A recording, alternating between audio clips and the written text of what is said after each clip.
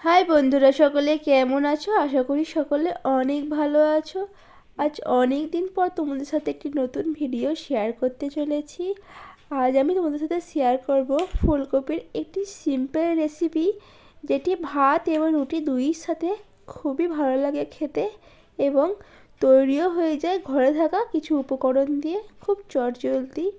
এর জন্য দেখতেই পাচ্ছ আমি এখানে ফুলকপি এবং আলু কেটে নিয়েছি এবং ফুলকপি আর আলুর মধ্যে আমি প্রথমে নুন হলুদ ভালো করে মাখিয়ে দিচ্ছি।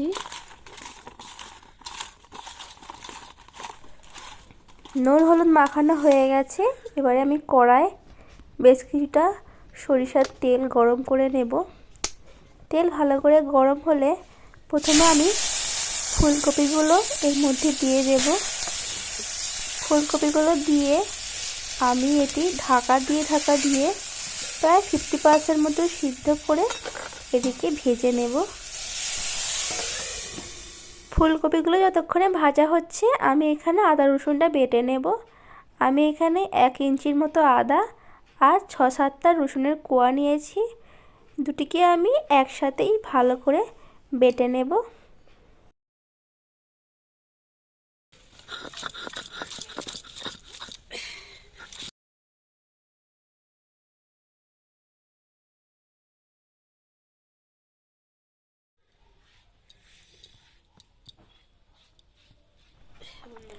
আদা এবং রসুন বাটা হয়ে গেছে।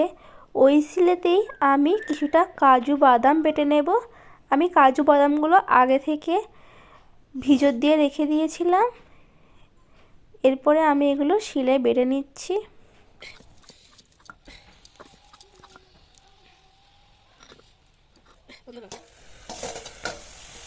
এবারে আমরা ফুলকপিটা একবার দেখব। ফুলকপিটা মোটামুটি আমাদের 40% মতন সিদ্ধ হয়ে গেছে। এরপরে আমরা এটিকে হালকা হাতে নাড়তে নাড়তে আরও কিছুটা সিদ্ধ করে ভেজে নেব।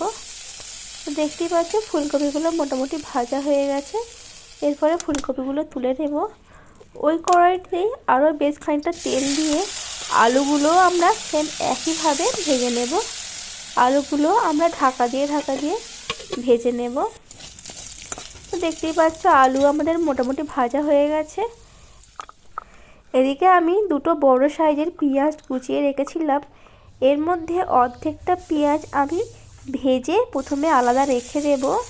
এটি আমি রান্নার শেষে ব্যবহার করব।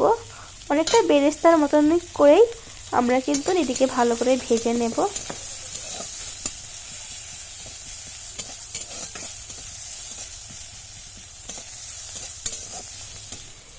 পেঁয়াজ ভাজা হয়ে গেলে কড়াইয়ে আরও কিছুটা তেল দিয়ে দিয়েছি। এরপরে আমরা এর মধ্যে ফোড়ন হিসেবে দেব একটি শুকনো লঙ্কা, একটা দারচিনি, একটা এলাচ, একটা লবঙ্গ। দারচিনি, এলাচ, লবঙ্গ আর শুকনো লঙ্কাটা তেলের মধ্যে 1 মিনিটের মতন আমরা একটু নাড়াচাড়া করে নেব। শুকনো লঙ্কা, দারচিনি, এলাচ, লবঙ্গ ভাজা হয়ে গেলে আমরা এর মধ্যে দিয়ে দেব অল্প একটু গোটা জিরে।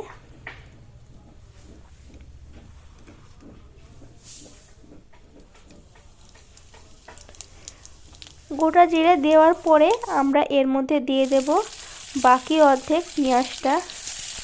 দিয়ে পেঁয়াজগুলো আমরা এইভাবে নাড়াচাড়া করতে থাকব। পেঁয়াজগুলো যখন মোটামুটি লাল লাল হয়ে যাবে তখন আমরা এর মধ্যে দিয়ে দেব আদা রসুনের পেস্টটা।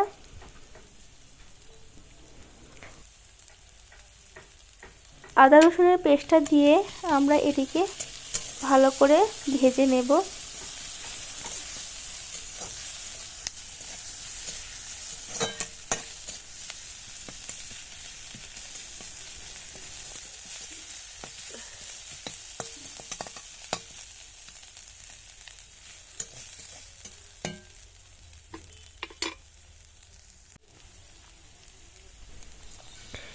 এরপরে আমরা এখানে কিছু গুঁড়ো মশলা অ্যাড করব।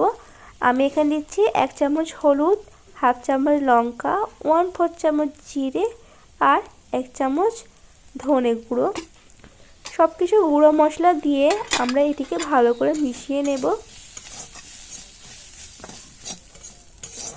সব কিছু ভালো করে মেশানো হয়ে গেলে আমরা আগে থেকে ভেজে রাখা আলু আর ফুলকপি এর মধ্যে দিয়ে দেব। এরপরে মশলার সঙ্গে আলু আর ফুলকপিটা আমরা ভালো করে মিশিয়ে নেব।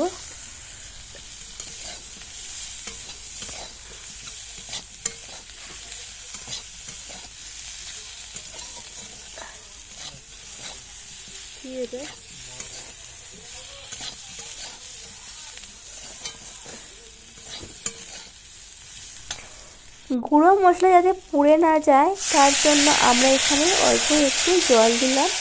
এরপরে আমরা এটিকে আরও ভালো করে কষাতে থাকবো।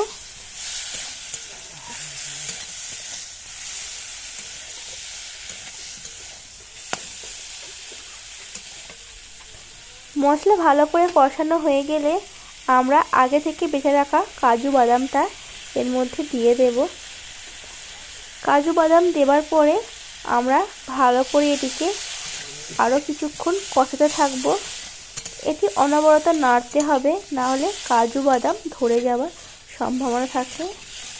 যখন এইভাবে ভালো করে কষানো হয়ে যাবে তখন আমরা এর মধ্যে অল্প একটু জল দেব।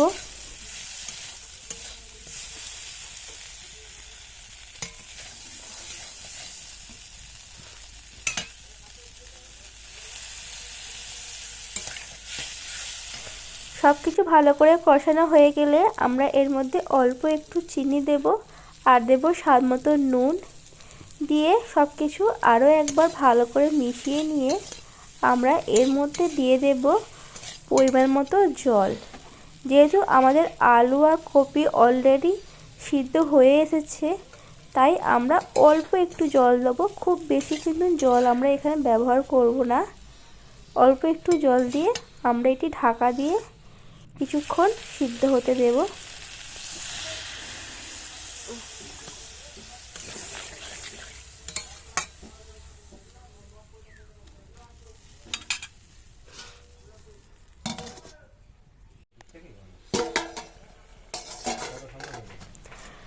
তো 5-7 মিনিট আমি এটা সিদ্ধ হতে দিয়েছিলাম।